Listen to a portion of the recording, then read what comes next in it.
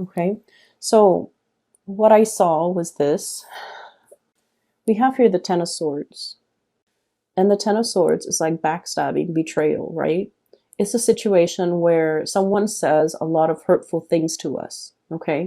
The sword, this is the Ten of Feathers, Ten of Swords. The feathers represent the sword energy, thoughts, communication, words, things blurted out without consideration, things that are said that have been very hurtful, and especially somebody doing something to us in a sneaky way, because snakes are, the symbol of temptation, the symbol of somebody that is twisted and jealous, and people that we can't trust. But I feel like, however this has played out in your life, I feel as if the way you have looked at this situation with the Temperance card, you have been very patient in dealing with this person. You have been very patient in trying to understand, like, why are they behaving like this? Are they really aware of their actions? Are they really aware of what they're saying? Are they really aware of how much they've hurt me? And I feel like you were fumbling around in the dark trying to make sense of this situation with this person. Queen of Swords, okay? The Queen of Swords is about rationality. It's about cutting through the fog and the illusions and the lies we tell ourselves in order to make sense of things, in order to kind of get at the truth. And when I look at this card, it's a bat in a cave, right? And bats are also nocturnal animals. In this cave, presumably, it's very, very dark. It's very humid, possibly. It's very dank. It's not a good place for a Sagittarius person to be in. And this is where I felt like you were residing. And first of all, you can't see, it's dark, it's dank. It probably smells really musty. It probably feels very humid and potentially hot or even really cold. And you can't feel your way around. You don't know what's around the corner. You don't know what's in the cave. You don't know what's out to get you. It's an environment where I feel like no one wants to be in, but more so for a Sagittarius to not be able to see, to have the open space. It can feel very claustrophobic and hard to breathe and uncomfortable in this situation where you were dealing with this person. For some of you, this is like a physical dwelling, like a house where you're not comfortable in it for whatever reason. There might have been water damage. There might have been mold build up over the years. There might also be like, pesky neighbors, invasive neighbors, nosy neighbors. There might have also been like a lot of restriction. You don't have your own space. There's not enough lighting. All the electrical circuits might be malfunctioning. You don't have enough visibility. And so if it's a home environment where you feel this way, or a relationship situation, it feels very trapped, like stagnancy, trapped and unstable and just, uncomfortable. It feels very uncomfortable to me. And you were stuck in it for a very long time. The Hangman. This is suspended animation. Limbo. Not able to make sense of things because bats are blind. And as a result of not being able to make sense of things, you're not able to make decisions. You're not able to be decisive. And so you were stuck in this space, okay? And so what I feel happened here is the one thing that helped you overcome and get out of this space here is for you to look at a situation either through a different lens, a different perspective, flipping a situation around so we're seeing it from a different point of view. And the Hangman is all about that, like getting higher wisdom through, hanging upside down, looking at a situation from a different vantage point, being able to kind of like get out of our own head, get out of our own framework that we have always relied on to look at the world. Optimism. There's a reason for everything. There's human goodness. there's that sense of, humanity, and everything will work out, and people will, all the things will be righted again. I feel like this was a very optimistic, but also very naive type of lens that you were using to look at this situation. And when I mention, I feel like there was somebody who hurt you. I still feel that, and I feel that you were trying to make sense of it. Like, there's a right and a wrong. How could this person not know they were doing the wrong things? How could this person not know that their behavior is hurting other people? How could this person not know that what they're doing is not acceptable? So you're looking at the world through your lens of right and wrong. Everything is black and white. There's no room for gray areas, right? If an action hurts a person, it is wrong. If an action uplifts people, it is right. And so you're dealing with somebody who has a very twisted moral compass, and they don't see the world in black and white the way that you do. They see it possibly in a gradient, of like white, grays, and black. They rationalize, justify to make their actions suitable for whatever situation they're in. I feel like there's somebody here with a very twisted moral compass. They might not know right from wrong. And I feel like in your interactions with them, like I said, you felt like, oh my gosh, they hurt me. They did this personally to me. And then when you dive deep, okay, the world, it's about things coming full circle, having a very deep understanding of something, needing to dive really, really deep in this uncomfortable emotional space so that we can get some type of enlightenment. Diving really, really deep and then coming up for air. And air is about clarity. So I feel like there's something that happened here. You've gone through a process in 2019 that allowed you to come into some major enlightenment about the people in your life, their motives, and the way in which you operate and your motives.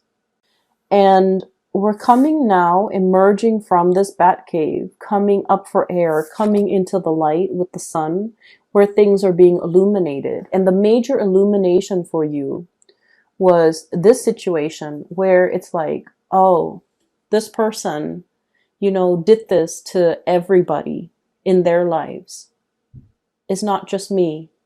They have a habit of sabotaging their relationships. They have a habit of possibly using people for their own gains. They have a habit, hoarding resources, loving with strings attached, being bogged down with their own trust issues, not letting people in, shutting doors, shutting opportunities for themselves, however they operate. And for some of you, this could be like even a boss, somebody who's hostile to work with. For others of you, I do see more of like a family member, and especially a love relationship partner, especially even like a significant other. And you're starting to see this, that, I can't really take this personally because they do this to everybody. This is just their MO. This is just the method of operation. This is just what they do. And they don't have a sense of moral compass the way that I do. And they don't have, that clear sense of black and white. They see the world in gradients, right? So once you come into this awareness, and a lot of the times too, the calm that comes about with enlightenment and with realization is very, it's very powerful, because whatever has been bothering us, mentally, is able to, there's a spotlight shown on it, and then there's an answer for everything. So we come into the sense of awareness about a situation, a revelation about a situation, about a person, about a thing. And I feel like everything becomes clear. You're lucid. Okay. You're seeing things very, very clearly now. And it frees you from being in this space where you're constantly wondering. And so it's a very empowering space to be in. And I'm really glad that you have come into this sense of acceptance, okay? I'm really glad to see this sense of acceptance, this sense of calm, this sense of like, okay, I'm regaining my balance. I get it. And I'm not taking it personally. It's not about me. It is, it is what it is. And we need to, embrace that, and we need to kind of move on from it, release it and move on from it. And so what I feel here is a major spiritual awakening, a major realization from your end about a long-standing issue that has really kept you stuck and kept you in the dark. And you're releasing it. You're like this multicolored hummingbird, buzzing about, sucking up the nectars of life, right? Being free. And I feel as well very hopeful and seeing what life has in store for you. So this is basking in the glory and in the sunlight. So this is a very positive card. And I feel that a major cycle has ended in your life where you're no longer kept in the dark. You're no longer afraid. You're moving in with like a lot more spiritual awareness. And I also feel there is a shedding away, leaving behind that sense of naivety that we are invincible, that I can charge into this situation and everything will work out. You're realizing that you need to be a little bit more, I want to say, prepared. So preparation, you need to be prepared. You need to anticipate outcomes that you hadn't anticipated, right? And I know that sounds like, how can you anticipate something that you're not aware of? But I feel like it's, about being smart. It's about being a little bit more thorough when we talk about outcomes and when we talk about consequences. Coming into a situation with eyes wide open, like that raccoon, okay? Being vigilant, taking care of yourself, and using your senses, all of your senses, to the best of your capabilities so that you can alert yourself when there's trouble, so that you can protect yourself, self-protection. Okay. And I'm really happy to see this. I also feel for, actually, let me talk about the other message or the other image that I saw. So I see this cartoon, I don't know. It's a cartoon human. It's drawn very crudely with just lines, okay? Black and white too. Almost like a comic book style, stick figures almost. So what I see is it's the ground, right? And there's a cartoon person standing on top of the ground. And the ground is moving up and down. And I feel like there might have been an earthquake. And then the person is like moving up and down, shaking along with the earth. And then the earthquake subsides, and then the cartoon person finds their footing again. Like their feet are then planted firmly on the ground. And this is what I thought about too when I saw that image was, the four legs to a table, okay? You're building up your four legs. You're building up your capability and your ability to handle adversity that might come your way. You're able to pack on the responsibilities and just, all the things that you need to withhold, or all the things that you need to withstand. And you're becoming a much stronger person. And with that earthquake, it's almost like it's a force of nature. It is something that is outside of our control, right? Sometimes things happen not because we made decisions to allow them to happen, but sometimes, things happen that are outside of our control. So no matter how prepared we are, we can't anticipate these things. And so I feel like it's learning to roll with the punches. It's learning to understand that even when the ground is shaking around us, when we are firm in ourselves, then we can find our center of gravity, and we can never be knocked down from the shaking of the earth. Okay, so I guess what I'm saying, or what I'm trying to say, is that life has dealt you many blows, Sagittarius, and you're still strong. You're still here. You're still in this present moment watching this video, which means that you're so much, you're capable of so much more. Okay. The earthquake hasn't, hasn't destroyed your resolve, your faith in life, your faith in humanity. So whatever you've been through, you're starting a new phase now. And so don't let things destabilize you. Don't let a rumbling of the earth scare you into retreating back to your lair. Don't go back to that dark space, because you have taken a long time to, crawl out of it. So at the nearest, or at the earliest sign of a rumble, of trouble, don't walk back into that hole. Don't retreat. Does that make sense? Because I feel as if it's like once burned, twice shy. I don't want to put myself in that situation. I don't want to be hurt. Okay. And so it's really telling you here that, things are different now. Things are different now. You don't need to revert back into that cave. I feel for many of you, you might have gone through like a bout of depression, and whatever means that you have utilized to, get out of it. I feel like there might be triggers or things that like triggering events that happened recently that kind of made you want to crawl back into that hole, into that dark state. And it's really, I feel like your spiritual advice here is, find things to do to occupy your time. Swimming, outdoor activities, whatever it is. Keep yourself occupied to get away from that dark space. Okay.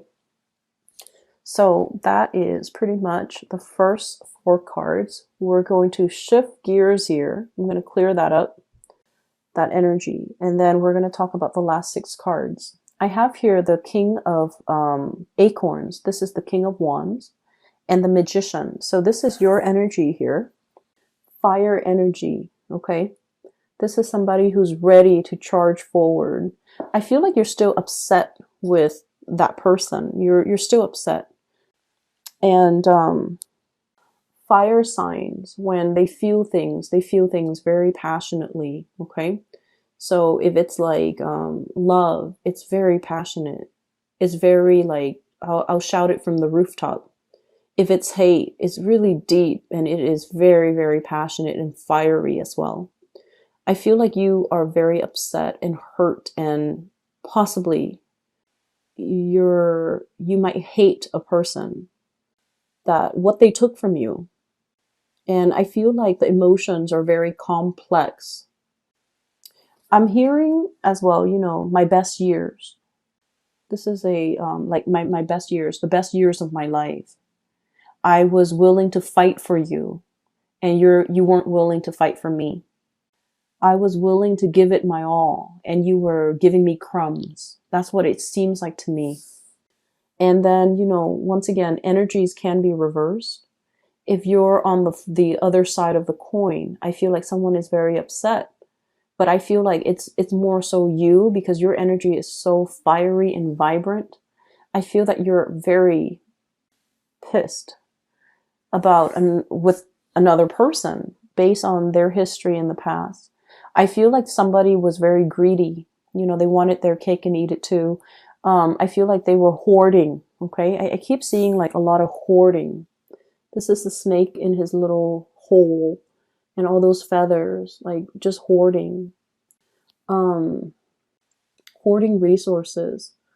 And I feel like you're very upset with this person, and you hate yourself that you're upset with them, because I feel like you guys are very fair, and you guys don't like to, the negative emotions don't bode well with a Sagittarius. Sagittarius likes to, forgive, forget, and move on. You don't want to be bogged down with negative emotions. And especially, you're so optimistic that thinking negatively, having negative feelings, Being just, in that state, it can make you feel really uncomfortable. And so you hate yourself that like, oh, I shouldn't be petty. I should just get over it. But I feel like what they did really hurt you on a fundamental level. And it was such a really, like, it's such a visceral reaction that you have to this person. It's really hard to forget. And we have as well, crowning this reading is willpower creation. This is the magician, okay? And with that infinity symbol, I'm inclined to say, that is like higher knowledge, higher wisdom. You are here. And I feel that you're conflicted as well because, you understand that our baser selves, our human manifestations, sometimes we don't make the best decision. And so you're ready to forgive this person. And then I also feel like, you're trying to operate from this space of higher wisdom, wanting to forgive and understanding that our human selves make mistakes, but our higher selves should forgive and forget. Okay. And then I also sense as well, I'm not explaining this well. Give me just a moment. Let me get this message. You want to, it's like you're forgiving this person on a spiritual level, but on a human level, in this realm, in this earth, it is really difficult to forget or forgive this person. You're trying to operate from here, which is really loving of you. You don't want to hold grudges. You don't want to wish them the worst, because you're very exalted and you understand why they are the way that they are. You're not taking this personally. You understand that there might be something innately wrong with this person that is crippling their ability to love and their ability to do the right thing.